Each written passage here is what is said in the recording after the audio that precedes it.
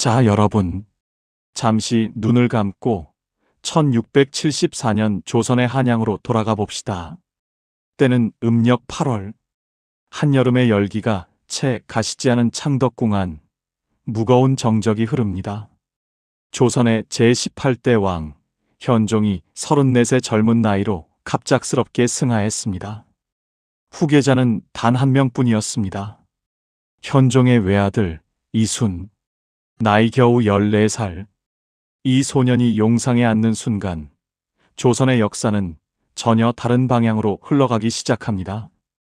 14살이라는 나이를 한번 생각해 보십시오. 오늘날이라면 중학교 2학년입니다. 그 나이에 이 소년은 조선 팔도를 다스리는 왕이 되었습니다. 그것도 평온한 시절이 아니라 조정이 두 개의 거대한 세력으로 완전히 쪼개져 칼날을 갈고 있는 바로 그 순간에.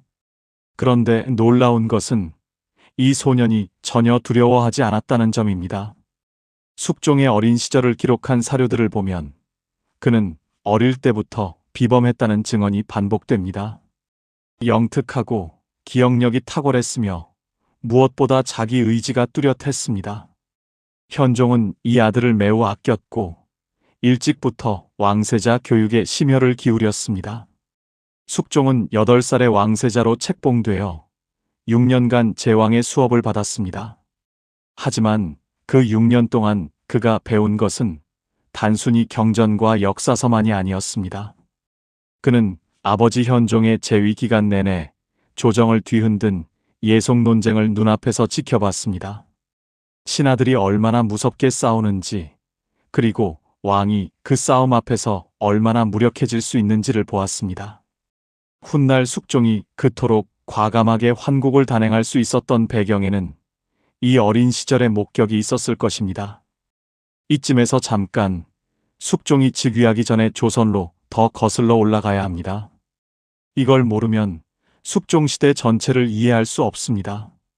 1659년 효종이 승하했습니다. 그러자 조정에서 느닷없이 이런 논쟁이 터졌습니다. 대왕대비께서 상복을 몇 년 입으셔야 하는가? 황당하게 들리실 수 있습니다. 상복이 뭐가 그리 중요하냐고요? 그런데 이것이 조선을 수십 년간 흔든 핵폭탄이었습니다. 효종은 인조의 둘째 아들이었습니다.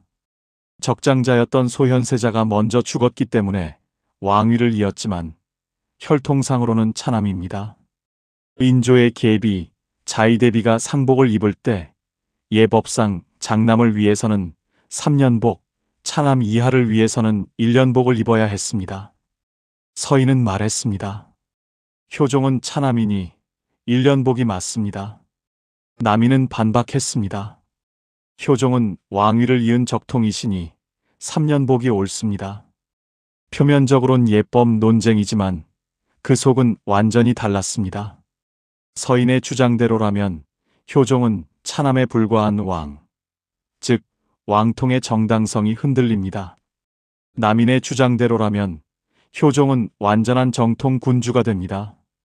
이것은 왕의 권위 자체, 나아가 조선 왕조의 정당성을 둘러싼 사활을 건 싸움이었습니다. 1차 예송인 1659년의 기해 예송은 서인의 승리로 끝났습니다. 자이대비는 1년복을 입었습니다. 그러나 남인은 포기하지 않았습니다. 1674년 효종의 비인 인선왕후가 승하하자 또다시 상복 문제가 불거졌습니다. 이번에는 남인이 이겼고 현종은 대신들의 말에 끌려다니다 미처 결판을 짓지 못한 채 같은 해 승하했습니다. 바로 이 혼돈의 한복판에 14살 숙종이 뛰어든 것입니다. 숙종실록을 보면 즉위 직후의 기록이 섬뜩할 정도로 빠르게 전개됩니다. 숙종은 상중임에도 즉각 정치 행동에 나섰습니다.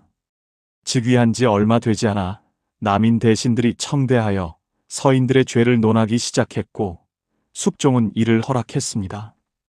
청대라 함은 왕에게 면담을 청하는 것을 말합니다. 그리고 결정적인 장면이 펼쳐집니다. 조선 최고의 학자이자 서인의 영수 우암 송시열, 당대 유림의 태두이며 효종의 북벌을 함께 꿈꾼 충신이었습니다. 그가 2차 예송에서 자의대비의 복제 문제에 대해 잘못된 의견을 올렸다는 이유로 단죄의 대상이 되었습니다. 숙종은 망설이지 않았습니다. 송시열을 삭탈관직하고 덕원으로 유배 보냈습니다.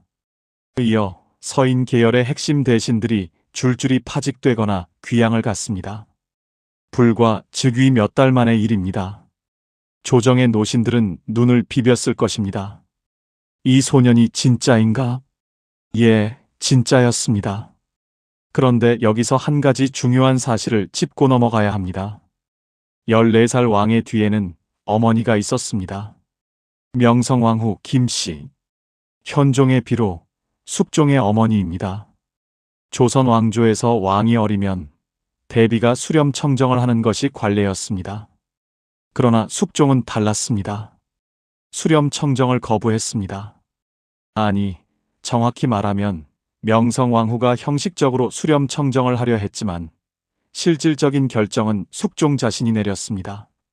다만 명성왕후의 영향력이 전혀 없었던 것은 아닙니다. 그녀는 서인의 우호적이었고 특히 남인을 매우 경계했습니다. 그 어머니의 성향을 알면서도 숙종은 남인을 중용했습니다. 어머니의 뜻을 거스를 수 있는 14살이었습니다.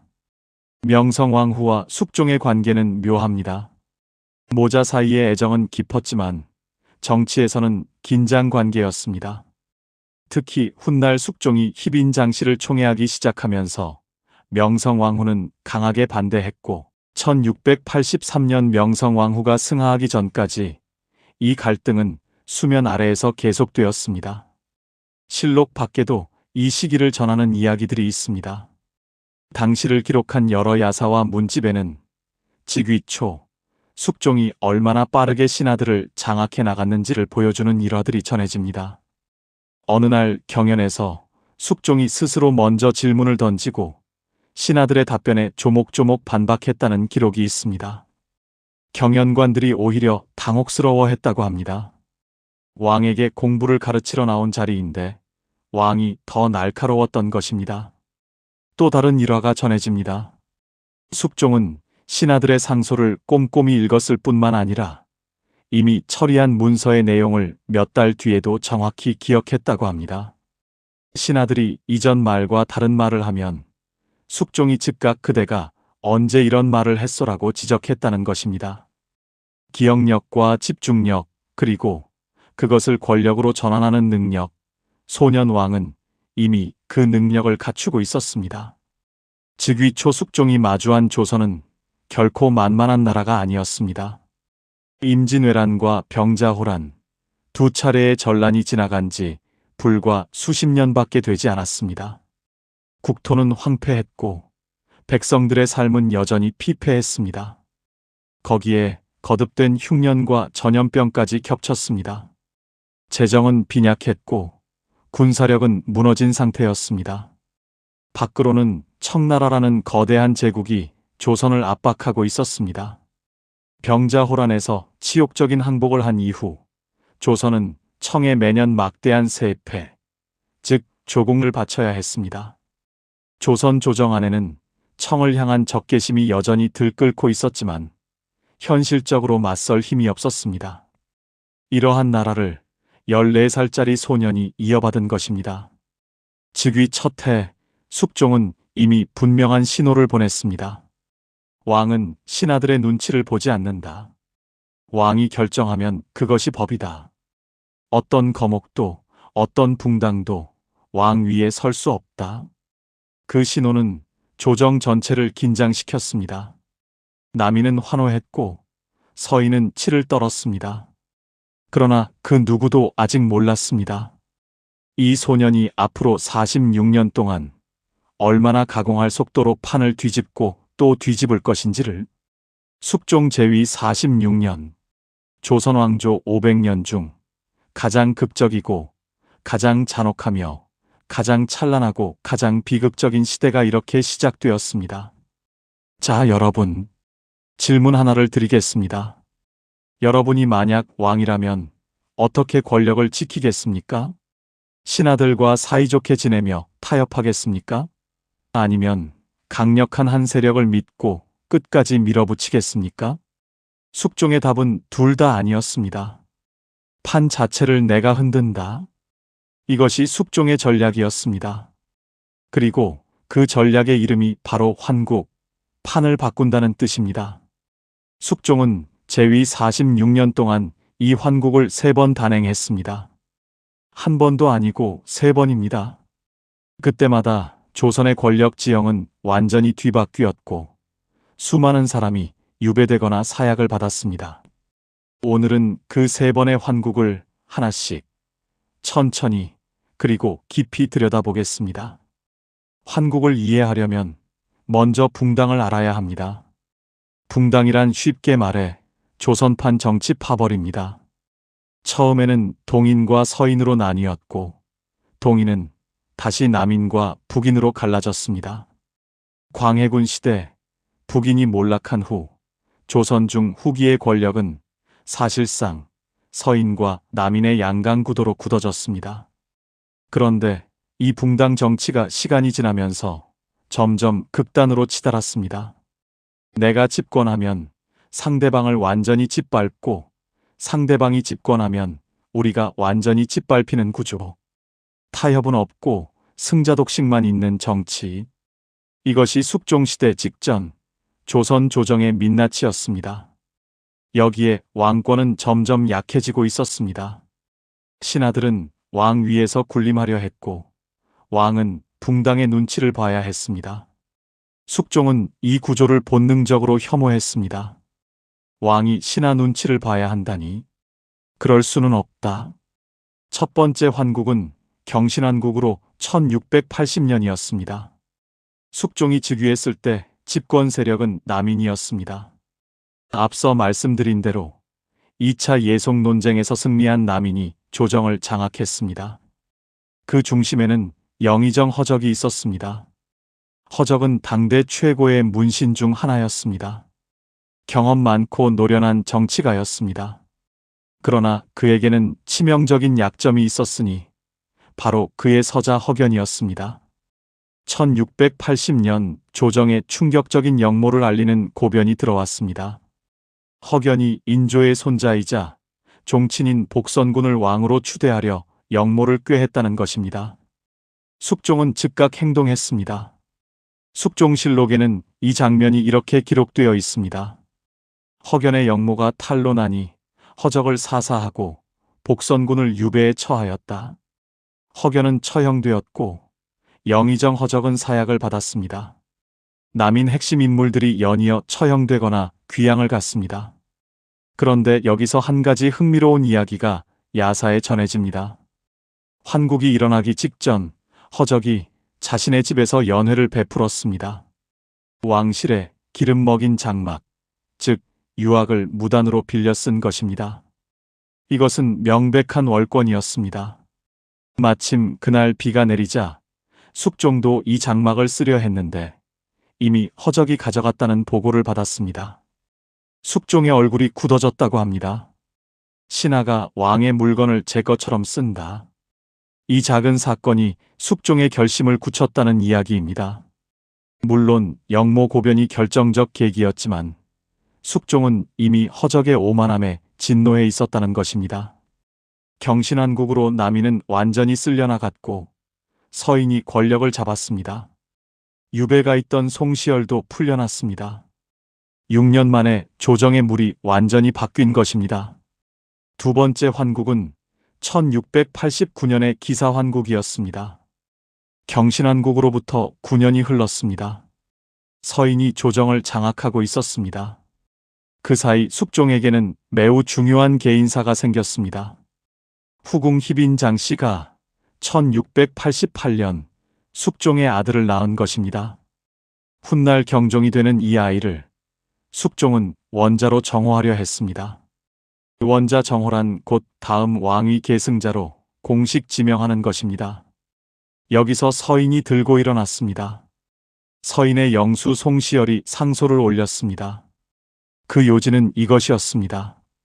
중전 인현왕후께서 아직 젊으시니 적자를 기다렸다가 원자를 정하는 것이 예법에 맞습니다. 표면적으로는 예법의 문제였습니다. 그러나 그 이면에는 희빈 씨, 그리고 장 씨를 지지하는 남인 세력을 견제하려는 의도가 있었습니다. 숙종은 이 상소를 읽고 폭발했습니다.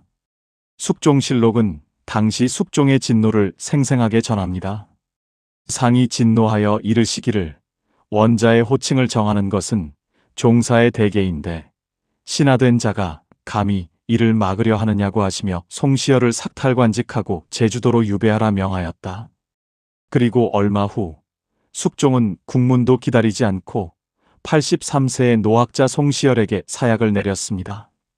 사약을 들고 온 금부도사가 정읍까지 쫓아가 송시열에게 사약을 전달했고 그는 그 자리에서 마셨습니다.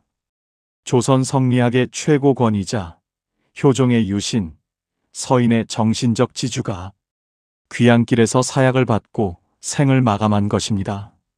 서인은 처참하게 무너졌습니다. 남인이 다시 조정을 장악했습니다. 그리고 숙종은 한 걸음 더 나아갔습니다. 중전, 인현왕 후 민씨를 폐위한 것입니다.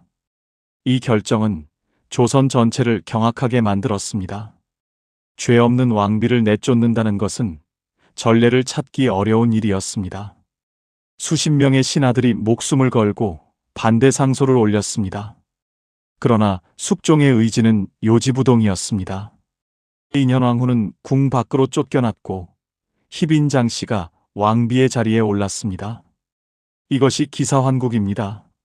세 번째 환국인 갑술환국은 1694년에 일어났습니다. 기사환국으로부터 불과 5년 후의 일입니다. 숙종의 마음이 또다시 돌아섰습니다.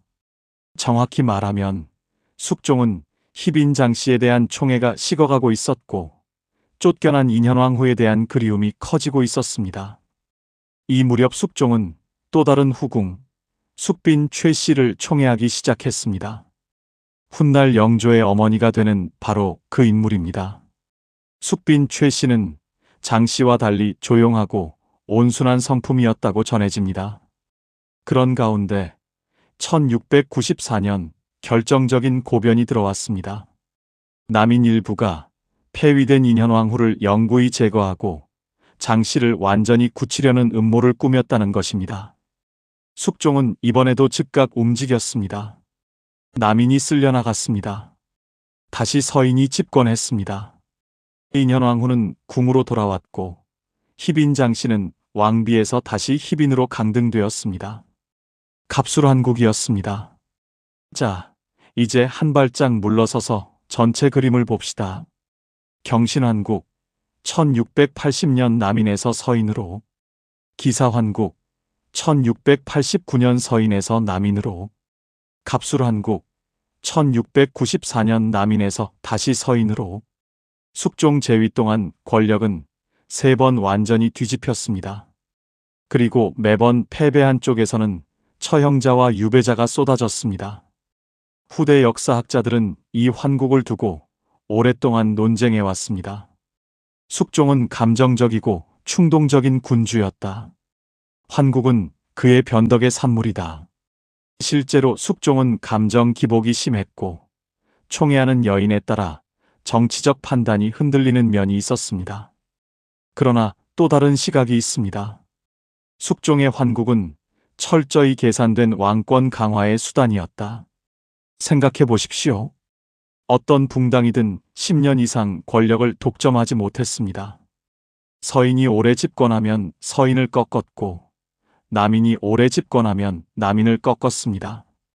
그 결과 신하들은 항상 왕의 눈치를 봐야 했습니다. 언제 판이 뒤집힐지 모르니 누구도 왕에게 정면으로 도전할 수 없었습니다. 이것이 바로 숙종이 원한 것이었습니다. 야사에는 이런 이야기도 전해집니다. 환국 이후 새로 집권한 신하들이 의기양양하게 숙종 앞에 나섰을 때 숙종이 조용히 한마디 했다고 합니다. 경들도 조심하시오. 승자에게 건네는 이 한마디. 섬뜩하지 않습니까? 지금 권력을 쥔 너희도 언제든 내가 뒤집을 수 있다는 경고입니다. 그러나 환국에는 반드시 짚고 넘어가야 할 어두운 면이 있습니다. 환국이 반복되면서 조선의 붕당 정치는 점점 더 극단으로 치달았습니다. 상대 당을 제압하는 것이 아니라 완전히 절멸시켜야 한다는 공식이 자리 잡았습니다.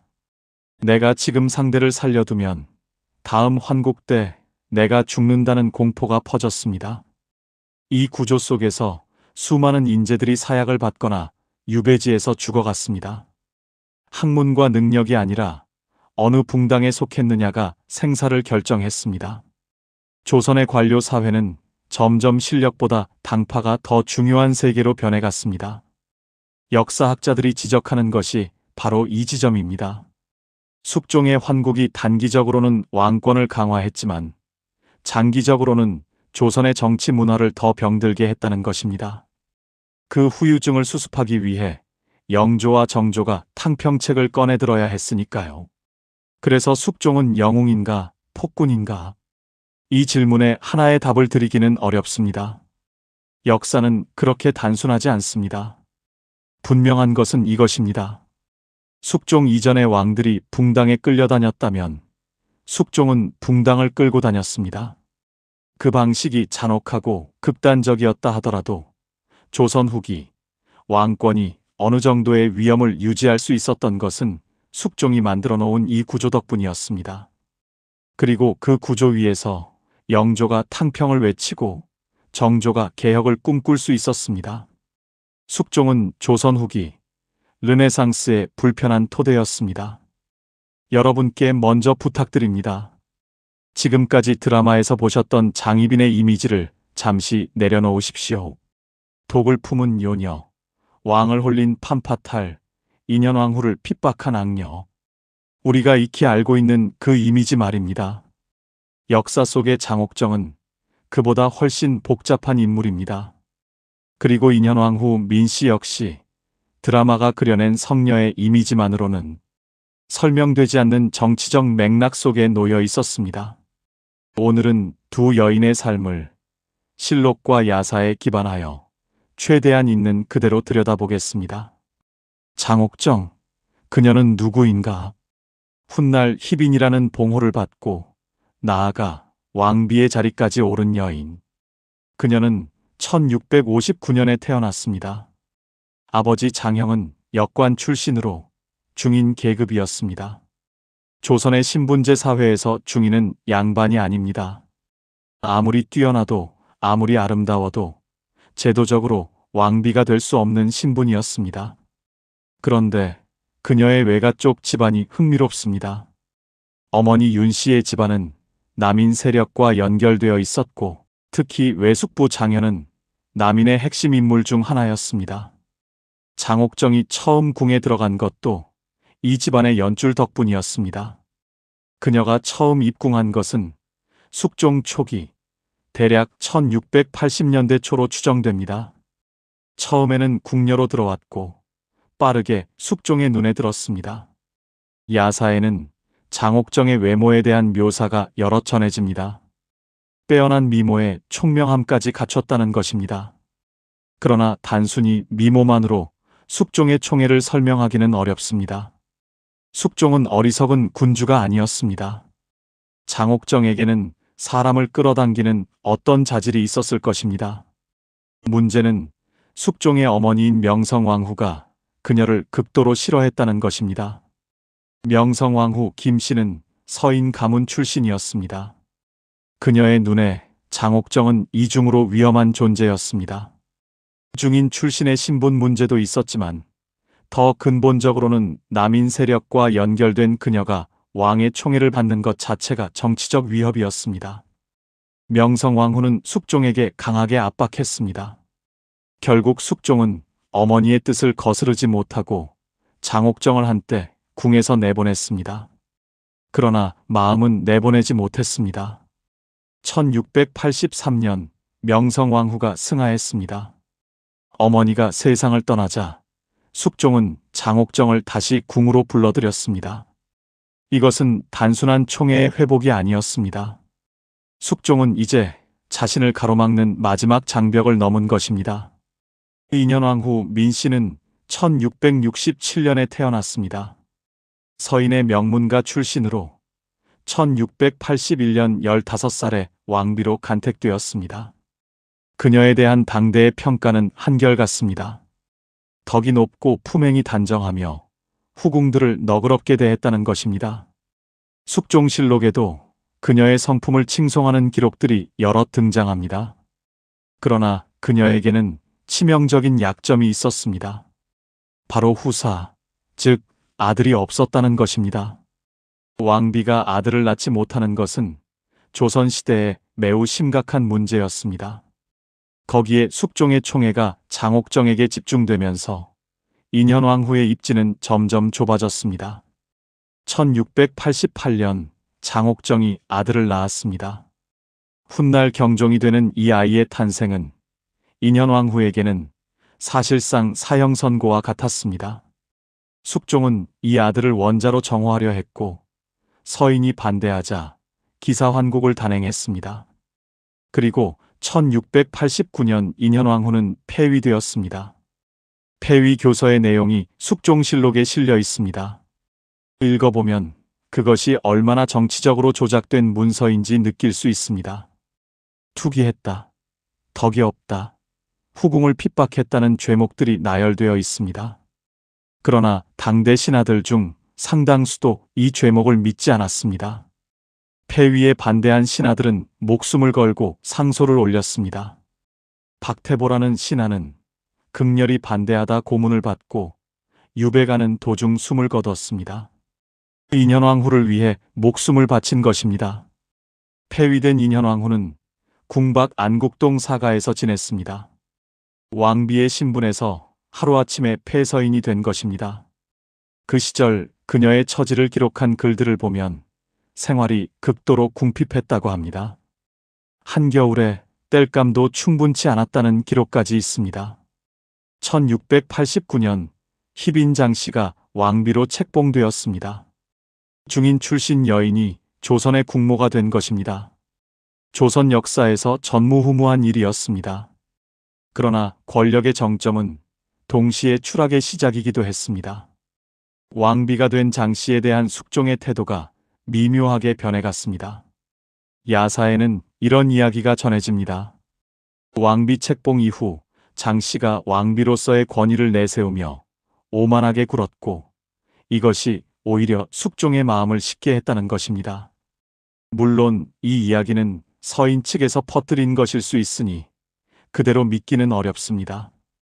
분명한 것은 숙종의 관심이 조금씩 숙빈 최 씨에게로 옮겨갔다는 것입니다. 그리고 쫓겨난 인현왕후에 대한 그리움도 커져갔습니다. 1694년 갑술한국으로 서인이 다시 집권하면서 장 씨는 왕비에서 희빈으로 강등되었습니다. 인현왕후가 복이 되었습니다. 불과 5년 만의 일이었습니다. 궁으로 돌아온 인현왕후. 그러나 그녀의 몸은 이미 많이 상해 있었습니다. 5년간의 궁박 생활, 그동안의 고통과 충격이 건강을 심각하게 해쳤습니다. 복위 후에도 병치레가 잦았고 결국 1701년 8월 인현왕후는 34세의 나이로 승하했습니다. 숙종은 진심으로 비통해했습니다. 실록에는 숙종이 인현왕후의 죽음 앞에서 크게 슬퍼했다는 기록이 여러 곳에 등장합니다. 그리고 그 비통함은 곧 분노로 전환되었습니다. 인현왕후가 승하한 지 얼마 지나지 않아 충격적인 보고가 숙종에게 들어왔습니다. 희빈장 씨가 자신이 거처하는 취선당 서쪽들의 신당을 차려놓고 무녀들을 불러 인현왕후를 저주하는 굿을 벌였다는 것입니다. 그것도 인현왕후가 병으로 쓰러지기 시작한 때부터 줄곧. 숙종실록에는 이 사건의 전말이 상세히 기록되어 있습니다. 희빈장 씨가 신당을 설치하고 무녀를 불러 중전을 저주하였으니 이는 강상을 어지럽힌 대역부도의 죄이다. 숙종은 진노했습니다.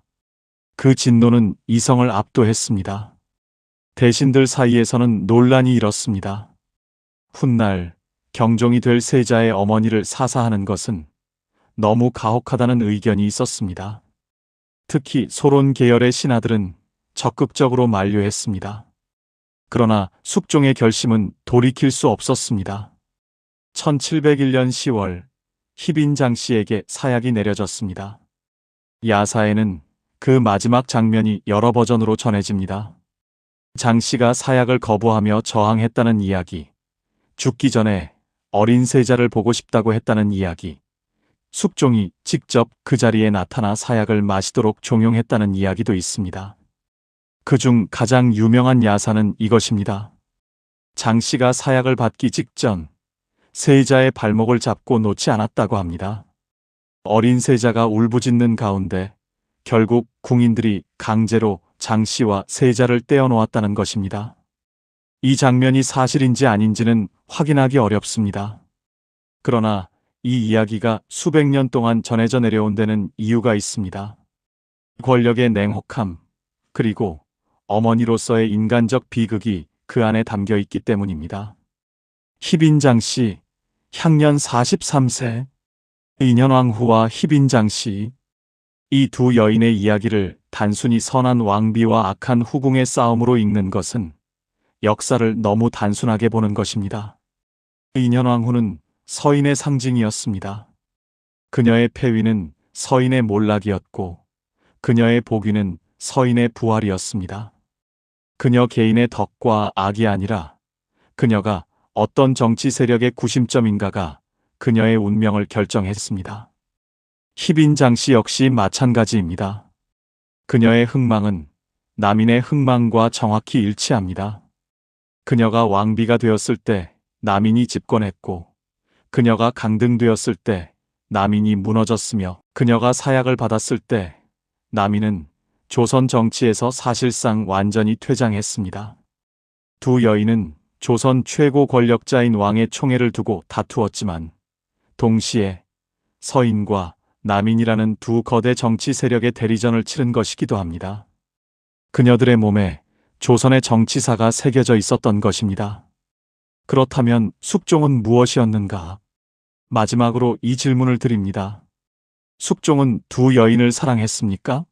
아니면 이용했습니까? 아마도 둘 다일 것입니다. 그는 분명히 감정이 풍부한 인간이었습니다.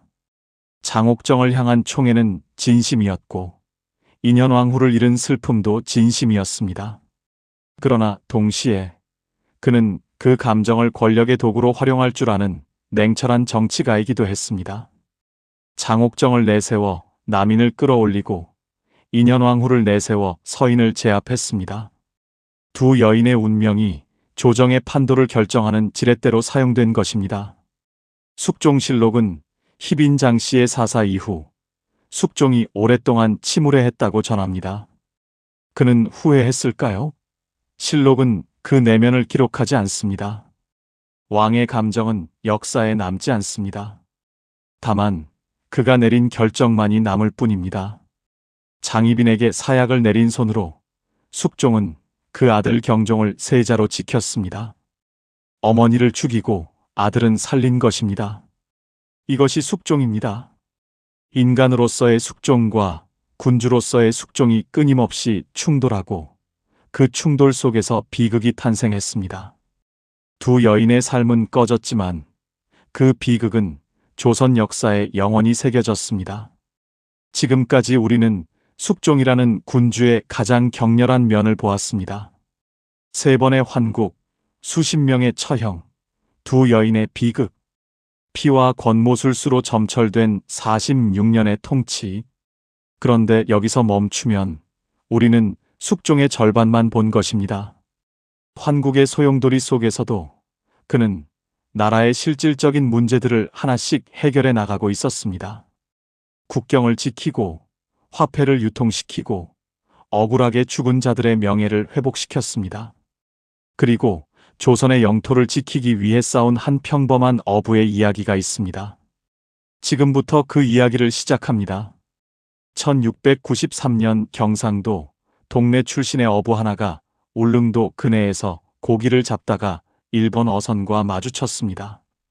그 어부의 이름은 안용복. 당시 울릉도는 조선 영토였지만 조선 정부가 공도 정책, 즉 섬을 비워두는 정책을 쓰고 있었습니다. 외구의 침략을 피하고 세금 징수의 어려움을 줄이기 위해 백성들이 울릉도에 거주하는 것을 금지한 것입니다. 그러나 어부들은 몰래 드나들며 고기를 잡았습니다. 일본 어부들도 마찬가지였습니다. 당시 일본 도토리번 어부들이 울릉도를 죽도라 부르며 불법으로 고기를 잡고 있었습니다. 안용복은 달랐습니다. 그는 일본 어부들에게 정면으로 따졌습니다. 이곳은 조선의 땅이요. 당신들이 침범한 것이요. 그러자 일본 어부들은 오히려 안용복을 납치해 일본 오키섬으로 끌고 갔습니다. 그런데 여기서 놀라운 일이 벌어집니다. 안용복은 굴복하지 않았습니다. 오키섬에서 도토리번으로 이송된 그는 번주 앞에서 당당하게 울릉도와 우산도가 조선의 영토임을 주장했습니다. 도토리번은 안용복의 주장을 인정하고 그를 조선으로 송환했습니다. 그리고 울릉도는 일본 영토가 아니다라는 석에 외교 문서를 써주었습니다. 일개 어부가 외교적 성과를 거둔 것입니다. 그러나 조선으로 돌아온 안용복에게 기다리고 있는 것은 포상이 아니었습니다. 오히려 처벌이었습니다. 국가의 허락 없이 외국에 건너간 것은 조선의 법으로 엄중한 죄였습니다.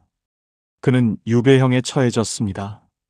이것으로 끝났다면 안용복은 역사에 남지 않았을 것입니다. 그런데 그는 3년 후인 1696년 또다시 바다를 건넜습니다. 이번에는 더 대담했습니다. 안용복은 스스로 울릉우산 양도감 세관이라는 직함을 만들어 달고 일본으로 건너가 막부와 담판을 지으려 했습니다. 조선 정부의 관리인 척 위장한 것입니다.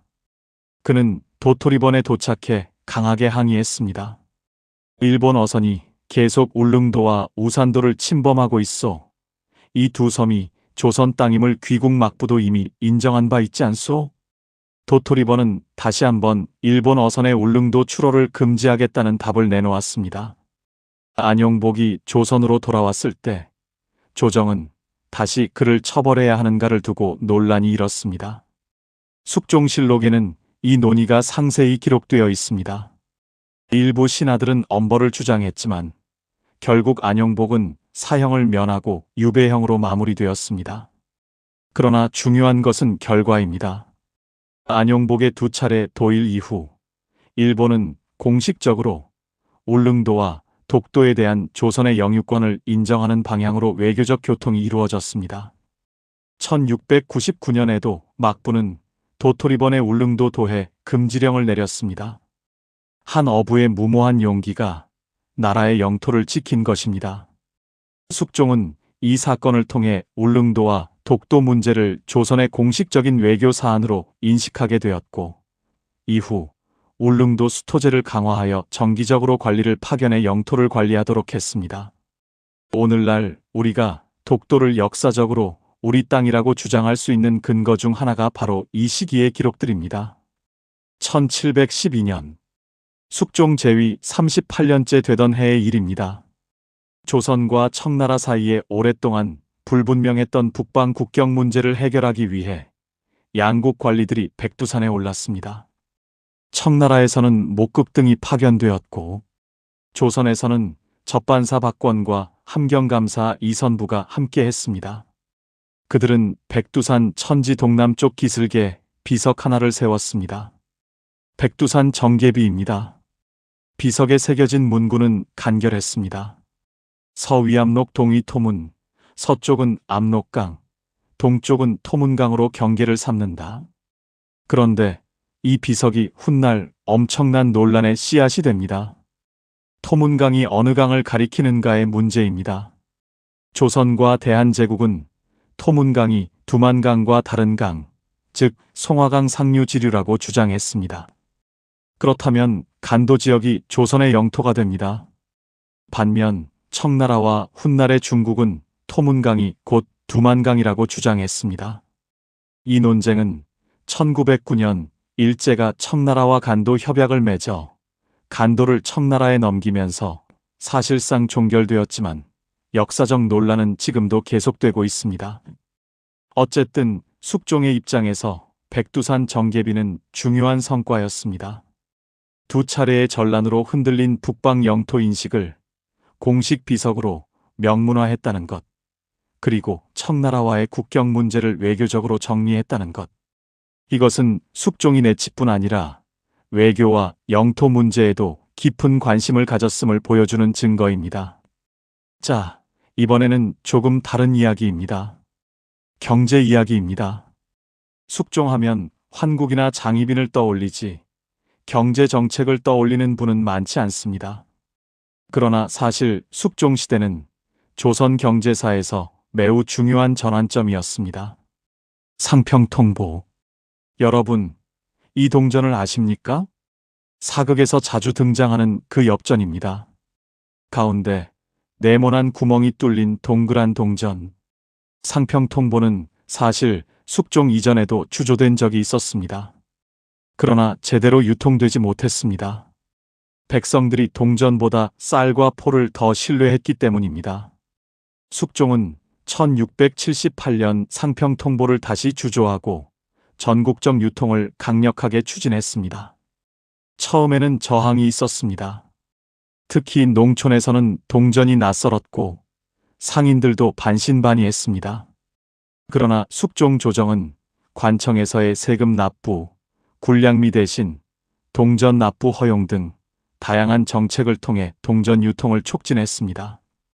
결과는 놀라웠습니다. 숙종 중반 이후 상평통보는 조선 전역에서 일상적인 거래 수단으로 자리 잡았습니다. 조선의 경제가 물물 교환 중심에서 화폐 경제로 전환하는 역사적 전환점이 된 것입니다. 이것이 왜 중요합니까? 화폐 경제의 발달은 상업을 발전시키고 상업의 발전은 도시를 성장시키며 도시의 성장은 새로운 문화를 꽃피웁니다. 훗날 조선 후기에 한양을 중심으로 서민 문화가 꽃피고 실학이 발달하는 토대가 바로 이 시기에 마련된 것입니다. 환국으로 피비린내가 진동하는 조정 한편에서 조선의 경제는 조용히 그러나 근본적으로 변화하고 있었습니다. 숙종은 냉혹한 군주였지만 동시에 역사의 상처를 어루만지려 했던 군주이기도 합니다. 임경업 장군을 기억하십니까? 병자호란 당시 청나라에 맞서 끝까지 항전한 장군. 그는 억울한 모함을 받아 인조 때 처형되었습니다. 숙종은 그의 억울함을 공식적으로 인정하고 관작을 복구했습니다. 소현세자의 문제도 있습니다. 인조의 장자로 병자호란 후 청나라의 인질로 끌려가 8년을 보내다 귀국한 지 2달 만에 급사한 비운의 세자. 그의 죽음을 둘러싸고 인조의 독살 의혹이 끊이지 않았지만 그동안 이 문제는 금기였습니다. 숙종은 소현세자의 아들들, 즉 자신의 먼 친척들에 대한 처우를 개선하고 명예회복을 부분적으로 추진했습니다. 그리고 가장 아이러니한 사례, 숙종이 직접 사약을 내린 송시열의 복권입니다. 1694년의 갑술환국 이후 서인이 복귀하면서 숙종은 송시열의 관작을 회복시켰습니다. 그리고 1717년 숙종은 송시열을 공자와 맹자를 모신 문묘에 종사하도록 명했습니다. 성현의 반열에 올린 것입니다. 자신이 사약을 내린 사람을 성현으로 만든 왕. 이것이 숙종의 복잡함입니다.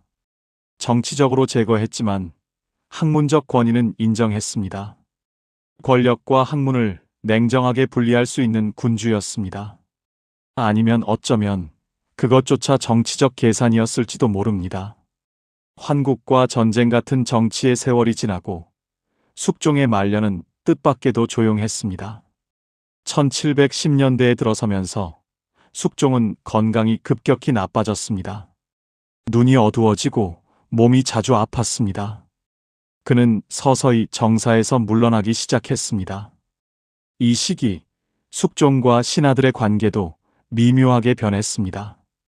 이미 노론이 조정을 장악하고 있었고 훗날 경종이 될 세자를 둘러싼 갈등이 다시 불거지고 있었습니다. 노론은 숙빈 최씨의 아들, 훗날 영조가 될 연인군을 세자로 바꾸려 했고 소론은 경종을 지지했습니다.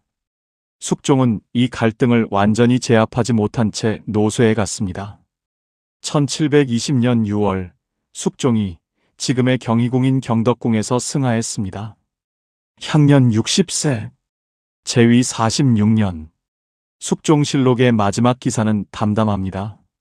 상이 경덕궁 융복헌에서 승하하시니 제위 46년이요. 춘추 60세였다. 대신과 백관이 호곡하였다.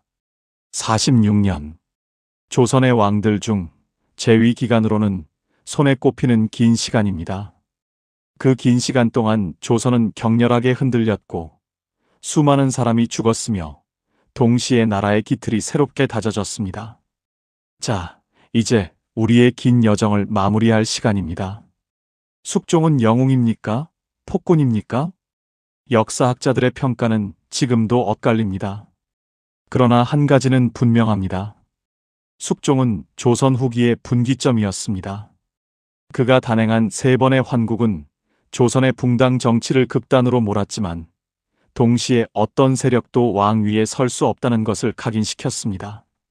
그 각인 위에서 영조의 탕평이 가능했고 정조의 개혁이 가능했습니다. 안용복의 단판을 사실상 묵인하고 울릉도 수토를 강화한 것, 백두산 정계비로 북방 영토를 명문화한 것, 상평통보로 조선 경제를 화폐 경제로 전환시킨 것, 이 모든 것이 숙종 시대의 성취입니다. 그러나 동시에 수십 명의 신하가 그의 결정으로 사약을 받았고 두 왕비가 폐위와 포기를 반복했으며 조선의 정치 문화는 더 깊이 병들었습니다.